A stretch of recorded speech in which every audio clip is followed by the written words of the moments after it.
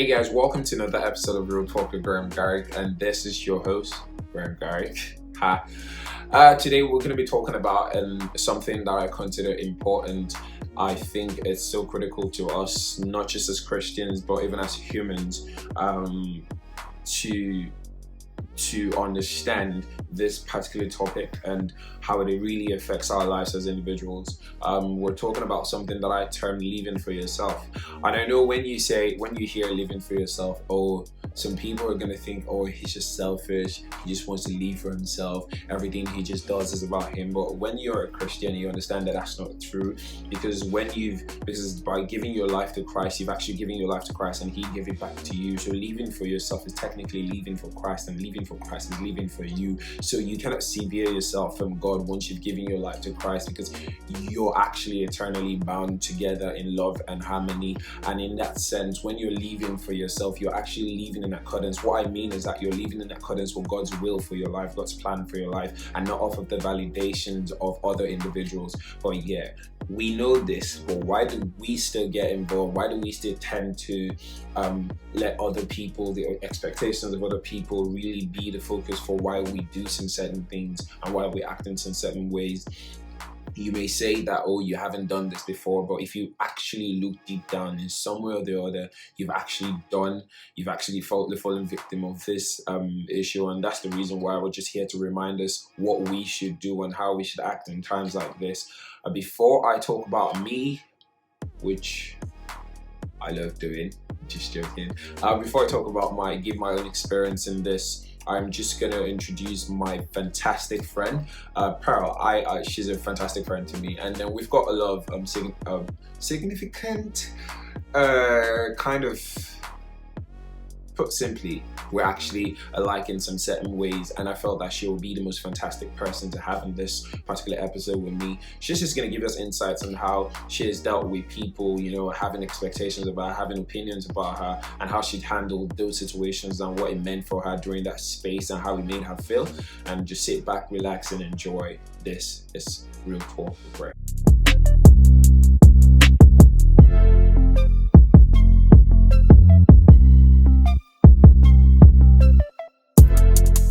Hi, my name is Pearle. Thank you, Gary, for having me on this. So to your point about living your life, I think the saying that comes to mind is to yourself be true. A lot of times people, and myself included, we tend to hold ourselves back due to the opinions of other people. And an example would be when I was in college, I ran for vice president of the Law School Society, and I lost. Mainly because I think, looking back, people had a lot of unfounded opinions about me. People said I was a bitch, people said I was proud. And for a longest time, I kind of internalized that. I was very hurt, my self-esteem dwindled at some point. And I remember just looking at those moments and realizing, I can't keep doing this to myself. I can't keep paying attention. People are always going to talk.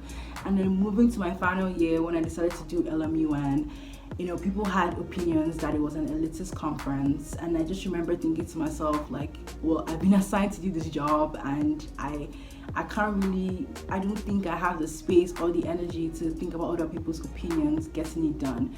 And especially for women, I think we women, we hold ourselves back because, as much as there's this whole feminist movement, people are, there are more women in power, there's still that limiting, factor where people think, she's being too proud, why is she being this, why is she doing that? And so we try to, soften ourselves, we try not to speak too much.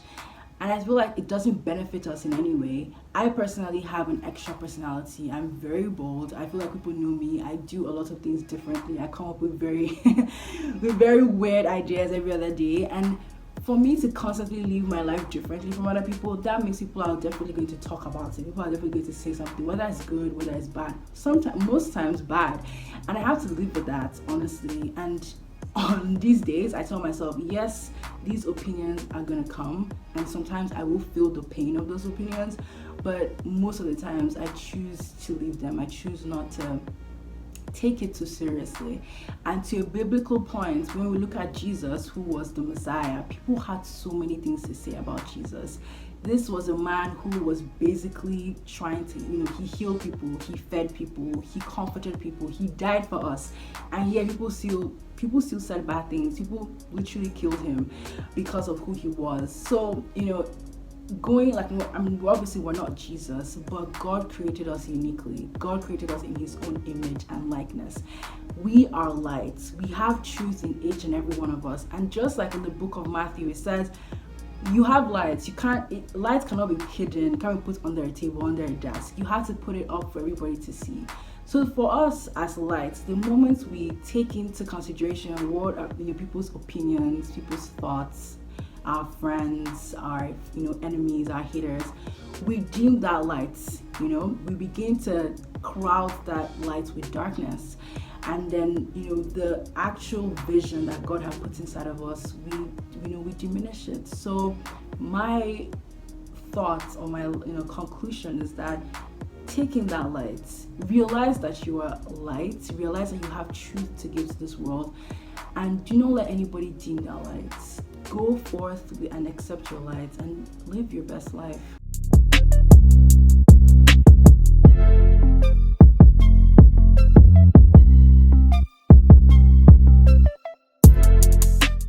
Welcome back, guys. Thank you, Pearle, for what you just taught us. And it's so critical. Everything you said was actually important, especially the fact that we are light and that we need to live our best lives, and we need to actually not allow the validations or the thoughts of other individuals really put us down or make us or stop us from achieving what we set ourselves to achieve.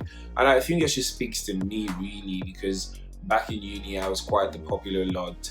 I was popular, and then I had a lot of people, always having opinions about me and stuff like that. Sometimes I would go back to my room and then I'll hear things and they're like, "Oh, did you know that Graham did this? Did you know that Gary did this?" And I'm like, me. I was like, when did I do this? Like, how did all this thing happen? Because I was, have you ever had situations where you hear stories about yourself and you're like, when did that happen? When did I do that? Like, I never even imagined some kind of stories that I heard about myself, and I'm just like, oh my God. And if I'd let those things really weigh me down, I would have lost a lot of things and lost a lot of opportunities and relationships that thankfully I was able to build by God's grace. The moment I realized that there is that nagging need by humans to want to have an opinion about something or someone, that's when I started realizing that it's not worth it. It's not worth actually losing sleep over the thoughts and opinions about people. And sometimes I know for me, maybe easier for me, but some people it's not, because some people actually get weighed down by these thoughts. And that's the reason why we're here that's why we're having this conversation today. It's not, I know it can be difficult for some people, why it's so easy for you to just ignore from some other people. So, just understand that you're actually unique, and whatever any opinion anyone has about you doesn't necessarily define you. So you don't live your life off of the validations of others. You live your life because that is what you've actually set yourself to do, and that is, as long as you're working in accordance with God's plan and God's will for your life, I think you're actually perfect in line. So do not care about what people think about you. You do not let that be the driving force for what you do. Just allow God be the focus and allow God be the only voice that actually counts in your life. And back in uni, and I think this belief was so critical to me when I was in uni, because even after I got out of uni, I would still hear a lot of banter and stuff like that. It's just like, man, I can't be bothered. And you may think this only affects you as a person, but it also affects relationships. I've known people that, for example, I've got a friend.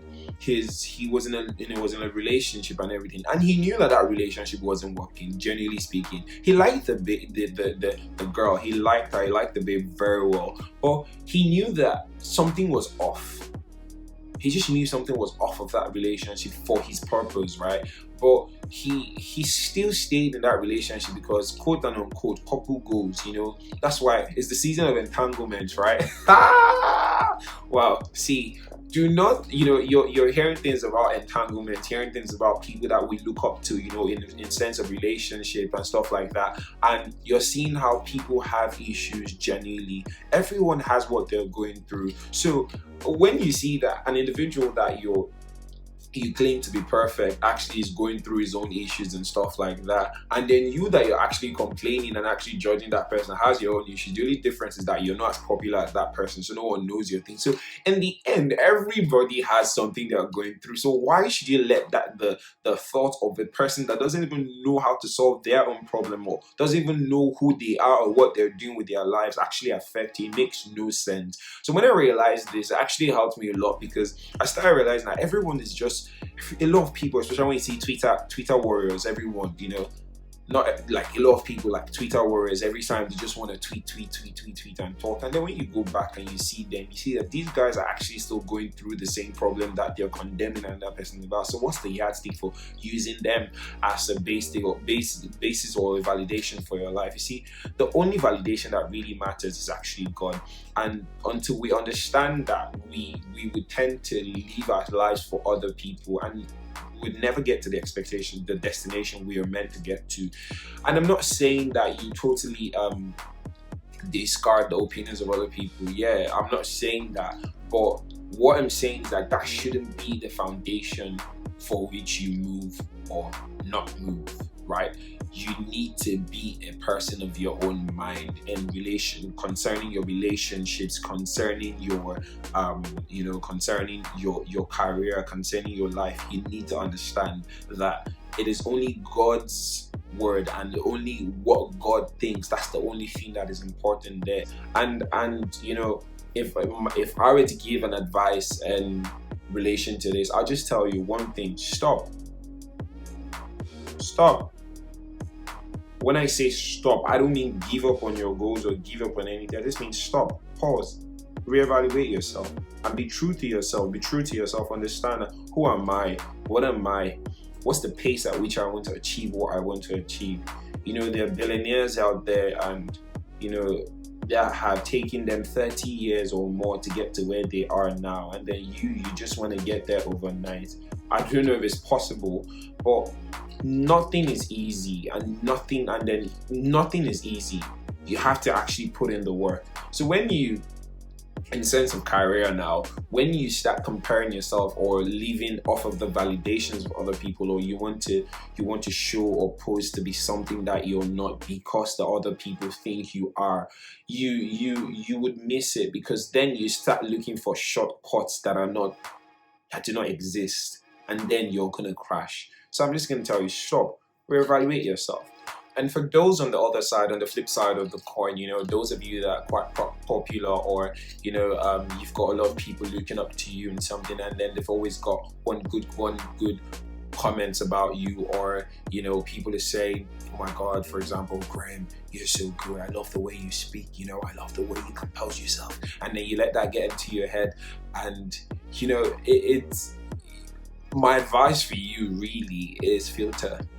Just filter, because good advice, good opinions about you can also be detrimental to you, because you may let you get proud if you don't filter them. If you don't take them and then subject them to your own personal evaluation, it may actually lead to you being proud and lead to you, see, I've been there.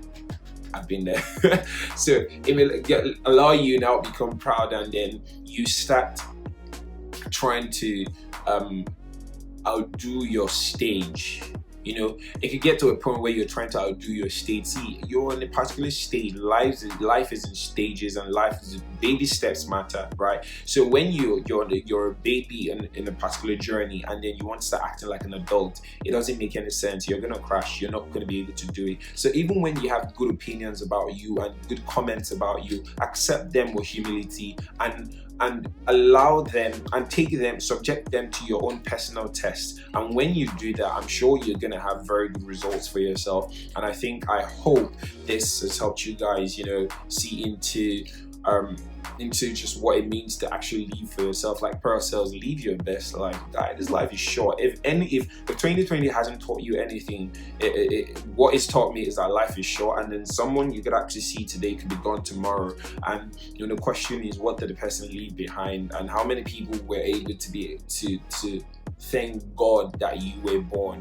You're not going to do that based off of the opinions of other individuals. You're going to do that based on what you do in relation to what God has said you will do. So it's not based off of what other people think. So just understand this, that living for yourself as a Christian is part of your mandate as a child of God. It's part of your mandate as a child of God. And I hope this blesses you. Until next time, this is Real Talk with Graham Garrick. And this is now the part where we're going to do weird things going to the